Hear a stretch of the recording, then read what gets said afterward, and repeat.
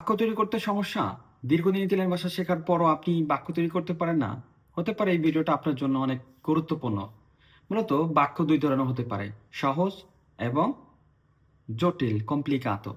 মূলত যখন বাক্যে একটি মাত্র ভার্ব থাকে, একটি মাত্র ক্রিয়া থাকে তখন বাক্যগুলো সহজ। যেমন io vado আমি যাই, হ্যাঁ, io mangio আমি খাই, io pulisco আমি পরিষ্কার করি, io penso আমি চিন্তা করি।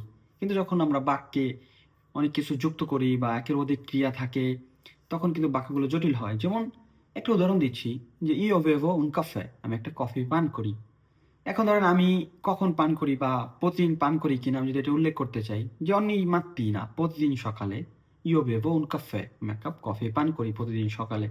এখন কোথা থেকে আমি কফি পান করি? বাসা থেকে না বার থেকে? ogni mattina io bevo un caffè dal bar বার থেকে আমি একটা কফি পান করি। এখন আমি কি একা পান করি? না আমার বন্ধুদের সাথে। যেমন ogni mattina io bevo un caffè dal bar con mio amico আমি আমার বন্ধুর সাথে প্রতিদিন সকালে কফি বারে কফি পান করি।